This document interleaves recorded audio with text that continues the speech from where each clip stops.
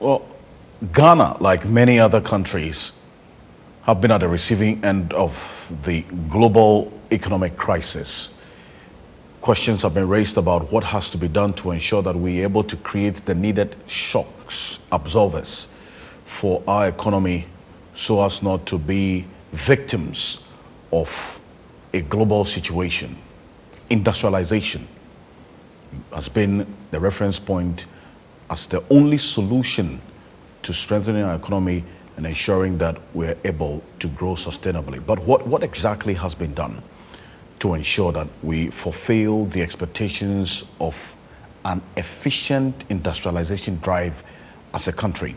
That's our focus today on the Development Dialogue series, which we have hinged called the Development Policy Perspective, led by the Institute of Economic Affairs, IEA, to shape conversations about the relevant issues of national development. And today, our focus is on industrialization.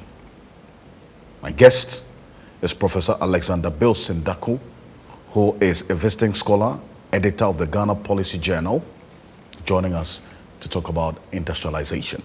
Prof, thank you so much for agreeing to sit with us. Let's go back into history from the time of independence till now. How would you assess our industrialization drive and the policies that various governments have implemented? Our industrialization process, or shall I say attempts, have been quite checkered. And what do I mean by that? We had a situation where we gained our independence in 1957, and the government at the time, led by Dr. Osagyefo Kwame Nkrumah, came out with an idea of industrializing, focusing on the then perceived wisdom, which is the import substitution industrialization. And we all know that this government did not last for even a decade, and then there was military coup and it was overthrown. The next government, I will brief on this and then we'll go much detail later. The next government changed focus to, because what Nkrumah was doing was more of government-led industrialization process. The next government changed focus to private-led, which also handed power to the Busia government, continue with this private-led until the Achampon Akufo government came and went back to government-led industrialization. And ever since that, Ghana has tried to shift away from this government-led industrialization to a much more private-led industrialization since the fourth, since the 2000 coming now, the Fourth Republic, from 1992 up to now, has focused on private-led industrialization. So in your view, let's look at the two instances: a government-led industrialization and a private-led industrialization. With the historical analysis that you just did, what happened with Dr. Kwame Nkrumah, what in your view is the best way to go in those two instances? How effective would it be? Why do I say that?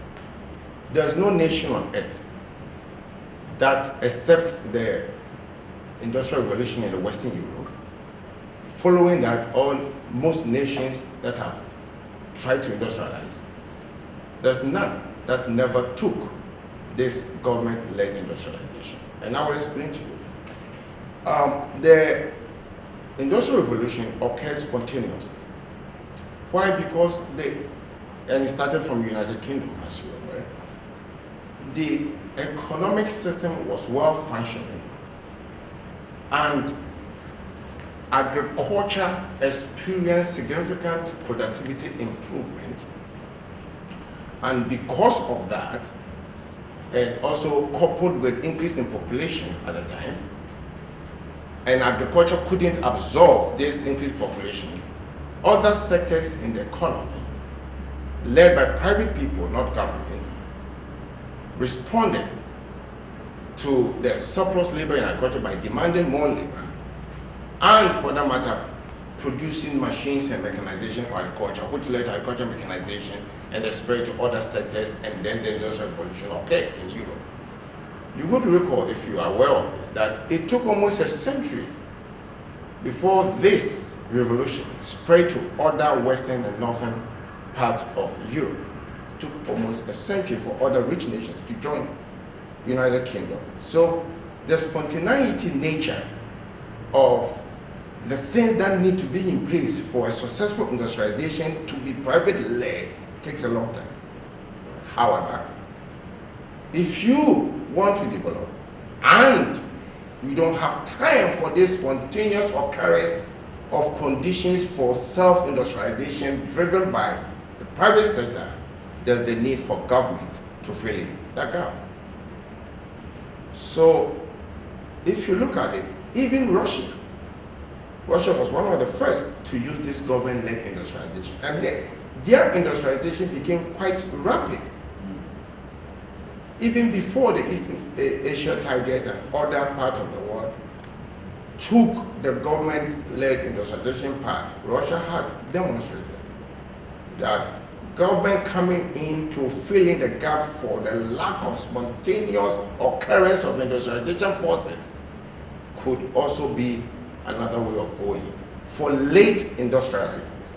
And Ghana is a late industrializer and had to go the same way. At the time Ghana was doing state-led industrialization by Kwame Nkrumah, at the same time East Asian Tigers, as we know them, were also doing the same thing. But they became successful before they migrated to the exports-oriented industrialization, which will go much detail into it. Osajifo Dr. Kwame Nkrumah was very passionate about industrialization. As a matter of fact, over 100 industries he has established in all sectors of the economy across the country. But was that the way to go, as in investing state resources in a wholly owned state industrialized process, or a project that you saw him roll out over the period? The Asian Tigers, like Russia did, became successful with the government-led. So they were able to migrate. They started with import substitution industrialization, which, you know, is simply industrializing by first producing for yourself what otherwise you would have imported, right? So once a nation becomes successful with that, then they try to break out there to export. So you migrate from the import substitution industrialization to export growth or export promotion industrialization strategy. So they were successful. They picked up, and they were able to graduate to the external orientation strategy of industrializing, okay? And today we know what they were able to achieve. And even beyond that, after that, then they go to what is known as upgrading. That is, once you have gained foot into the external market out there, then you start going high-tech so that you'll be able to produce a very high-tech product. And we know early in the 80s, South Korea successfully became the second largest shipbuilding in the world. And then they also first produced their vehicles, okay? Hitherto, they were not in that industry. What happened in Ghana is that we had only a few years to truly experience this government-led industrialization, which was the Kwame Nkrumah era. Of course, there were some attempts of that champion, as I'm saying, but we did not get the time that South Korea got. South Korea got about 31 years of trying and perfecting this strategy. And Ghana, we had only Kwame Nkrumah was there for only 9 years or so, and the strategy was short-lived. Then we quickly shifted to private-led. At the time that, to me, from my assessment, at the time that the nation wasn't ready for private-led industrialization. Why do you say that the nation at the time wasn't ready? Your own analysis. Because private sector always wait to respond to incentives. And if the incentives are not right, they are not going to respond. Government pursue economic activities due to maximizing social welfare, happiness for all of us. So government doesn't wait for incentives, okay? So at that time, the incentives, the business incentives, to me, was not ripe enough for the private sector, unless, of course, we wanted to go via the strategy of private sector-led, but predominantly owned by foreign, which in itself is a good idea for a nation. I want you to explain this for me, what you mean by the export-led industrialization. Import substitution industrialization versus export substitution industrialization. There's nothing like that. If you carefully look at a natural evolution of an economy, there's nothing like that. You would definitely know economy spontaneously begin and start industrializing and then choose between whether I should do import substitution or export promotion. No, export-led strategy. No.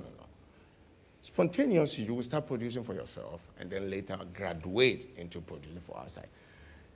Ghana, you see, it's almost sad to say that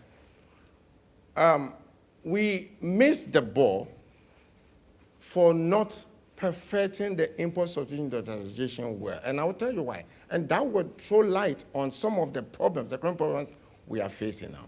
If a nation is able to produce for themselves, perfect, manufacture, produce for themselves, they create taste for their own products. Right. They create taste and pride in the consumption of their own products. So even by the time that the nation opens its economy to the rest of the world, consumption habit has a significant base of what is produced at home. Okay? And buying other things imported would be simply due to the fact that as human beings, we love variety. And the love of variety will make you have 2 or 3 types of toothpaste in your washroom. Okay, not only one, right? Or like if you go to any economy, any of the advanced economies, you will find Benz, Lamborghini, Toyota, Lexuses in UK, but not all are produced in UK. Because as human beings, we love variety, right? So, but then the British love British cars. I hope you understand. Though they love variety, okay? We missed the ball to create that taste and pride in consuming what we produce here. And that's why Pokigami is doing well in Rwanda, because they've created a culture of what they call made in Rwanda. It's quite psychological, made in Rwanda. So people are falling in love with made in Rwanda. And that, if you know what is happening in Ghana now, will create a situation where we are not import bias, we don't import too much than we export, and it won't create this balance of payment problems and the exchange rate problem that the nation has been having, as you know. So that is the situation. But why do you say, for instance, that Ghana wasn't ready for a private-led industrialization process from your own analysis? We have been successful in attempting, but we haven't been successful in doing. There have been a lot of attempted programs to improve agricultural productivity. Anytime I travel from Accra to Kumasi or Accra to Takoradi, or from Kumasi to my village, I look to my right and my left as I drive and feel sad for Ghana. What are we doing with all this fertile land? Why are my uncles so hungry in the village? We have not pushed agriculture productivity improvement to the level that we should. And I'm telling you, Okansi, if we did, we wouldn't be where we are. And it is still not too late for us to do this. We have so much potential in using agriculture to push our industrialization. Because tell me which country, and I will tell you they use agriculture. You can't bypass agriculture. Recently, I used to come to Ghana from Canada, and I hear people being happy that, oh, the service sector has overtaken agriculture. Why are you happy with that? You should be sad. It means that the structure is evolving in an awkward way. For service to take lead of agriculture, agriculture should be super productive and release resources to the service sector. And that is what the economy, a natural evolution of economy is. If you go to US, UK, Canada, they were predominantly agriculture before they became service-oriented economies, right? So I don't think we have done enough. And again, I will tell you the potential is huge. We have universities. We have agriculture schools. We have vocational schools that we can coordinate efforts with these education institutions to come out with at least appropriate technology, as it was the case in the early 90s, to help even the small-scale farmer to become more productive. So it shouldn't only be government effort, but it could also be universities playing their role. I will tell you a story. Mauritius, when they started industrialization, they focused on sugar, textile, and clothes, right? And then they did so well. In the 90s, they started filling the cracks in their efforts. And then I'll come back to Ghana. Anytime we feel crack, we seem to not pick up to run again. They did. How did they do it? When, you see, they export textile and clothes, right? And the world had what we call the world system, a complex system of quota for countries that exports textile and apparel to the developed world, right? So Mauritius, being a small country, benefited from this because the quota that they had to export to the rest of the world was not binding. Not binding means that they were given, let's say, 10 tons, and they can't even produce up to 10 tons, so it wasn't binding, right? But then this expired in 1995, and when it expired, China flooded the world with textile and apparel. So they were suffering. They were suffering. At the same time, wages had increased. So they lost their competitiveness. So firms started leaving the island, and foreign firms started leaving the island, and domestic firms started going to neighboring Madagascar with low wages, okay? The government responded immediately to this. And why did I tell the story? They responded by also using the universities and the vocational schools to come out with courses in textile and clothing technology. And check what happened. Read the history. They were able to come up with better ways of beating their disadvantage. The disadvantage was that they became uncompetitive. So they needed to innovate their way out of that problem. They did through the universities and the vocational schools. And they came up with new technology, and the sector picked up, and they were also able to expand to other sectors. The government strategically said that we can't rely on only these products. We would have to divest ourselves out of it. And then they move into other non-traditional product exports. The first diversification wave, before the ICT and the outsourcing diversification also came. So they have been able to respond to their problems each time they faced it, and even come out better than before. We always chicken into our problems. We are like snails. You touch them, they go into their shell. Okay, instead of running away, we go back into our shells. So that is why I'm saying that there have been some attempts to mechanize agriculture or increase productivity of agriculture in Ghana. Most have failed, I would say, but we haven't picked up and run with it. The opportunity is always there. Okay, but let's do the comparison with Ghana and some other performing African economies as well. The approach we took to industrialization, and then also what's happening in other performing African economies. You can look at, say, Rwanda, Mauritius, and others. What's different? Example, and much recent, is Rwanda. Rwanda's industrialization drive is quite recent. And because they have a strong leader and who has ambition from Rwanda, to make Rwanda the Singapore of Africa. That's a goal. Having such goal has made Rwanda, within some short time, to significantly push the industrialization effort to a level that has seen significant improvement in living standard in Rwanda.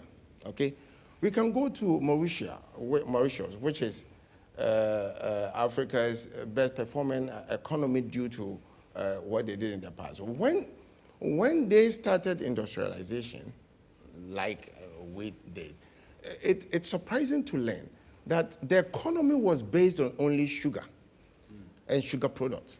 Okay, so it's a small country. It's an island, right? And it's a monocrop, all right?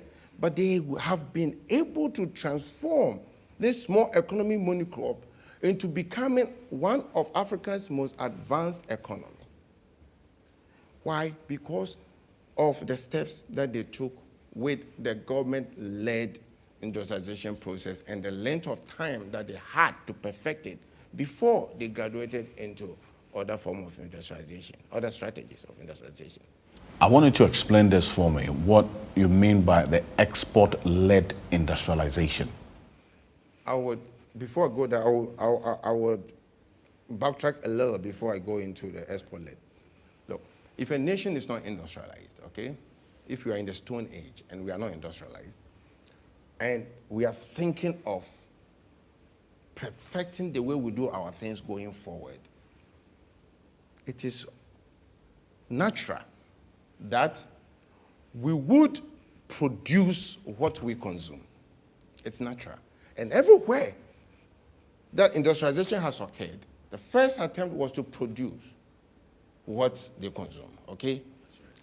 And then when you do this and you enjoy productivity growth and advancement and you break out to produce more things, then it's necessary that you produce not only what you consume, but the one that you can sell to the rest of the world, which is the export-led. So it is a necessary sequence from a successful import substitution industrialization to migrate into export-led, because now you can't keep producing for yourself only, but you can also produce to export to the rest of the world, since we are part of the global village.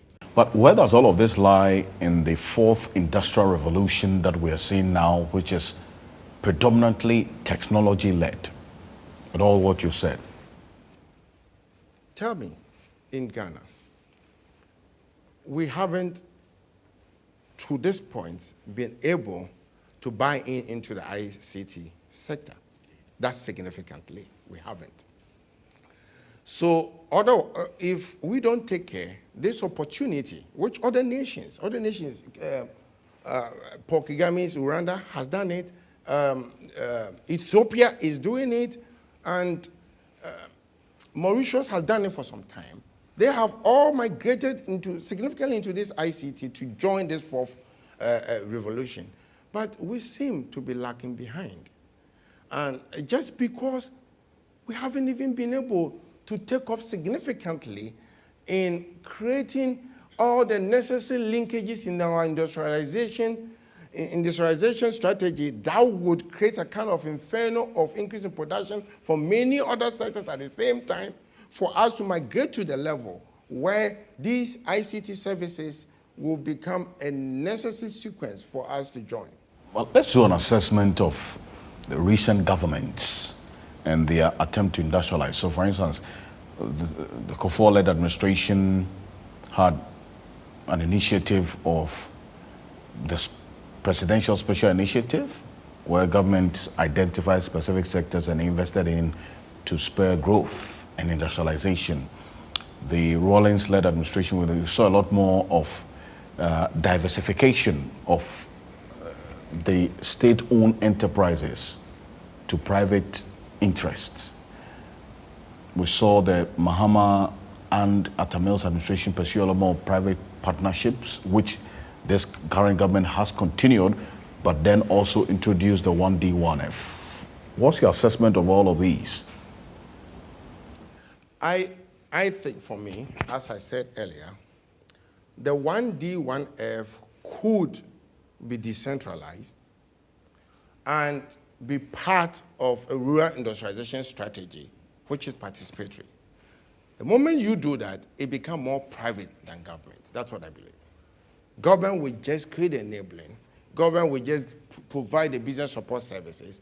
But then the people in the district could be mobilized and take up the opportunities that exist in the region. And I keep saying, it must be anchored to our advantages, resources, and other things that exist in those regions. What are some of the areas that, in your view, government should focus on in its quest to getting this industrialization right and effective, for that matter? I was talking to one of my colleagues here. I don't know what our national, what's the name?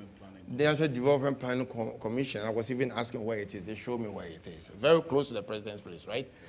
I don't know why we set it up. Because it's the most beautiful thing that any nation would do. That commission will come out with a strategy for the nation, which is non-partisan. I bet you everybody will tell you the same thing. You see, I told you a policy is as good as when it is implemented. So they have documents. Only 2 days ago, I downloaded one of the documents and I read it. I fell in love with it. But the question is, to what extent would it be seen on the ground? That problem is too big. And I don't know why we haven't been able to solve it. So in other words, we should, as a nation, as a people, we should be able to make our government know that successive government will be held accountable on the National Commission plan, National Development Commission plan. And any man that deviate or bring anything, because then why are they there? They are there to help the nation have an anchor, to anchor our processes of industrialization on, our economic development on. So if they are there, they are on payroll, they are being paid, then government upon government should only come with their manifesto, no matter how unique it is, but should be consistent with what this is.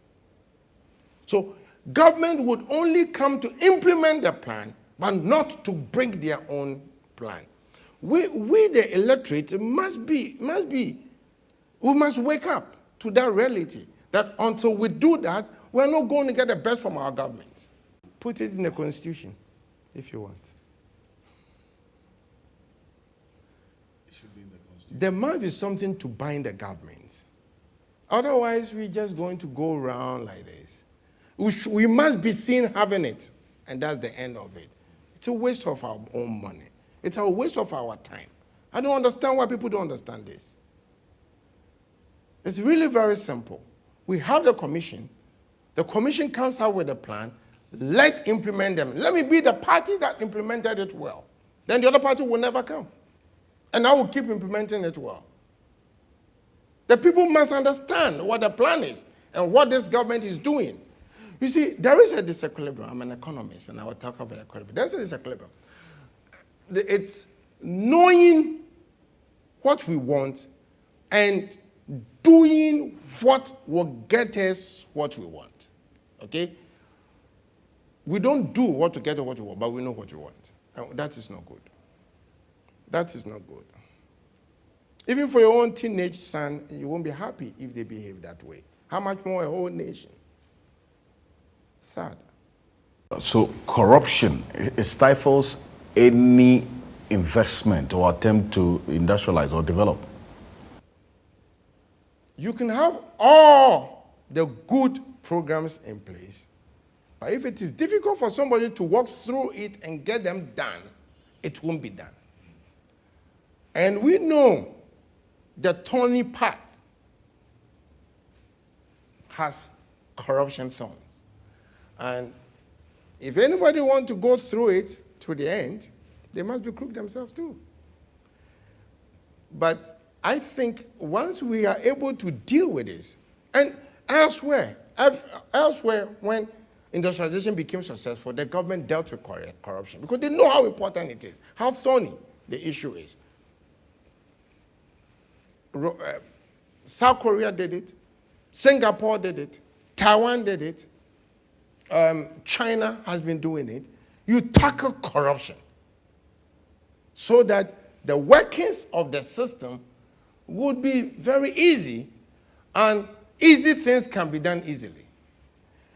But when there are corruptions, these things are not done that easily, though they are supposed to be easy. Corruption stifles any intervention. Any intervention. I have said this to some of my students.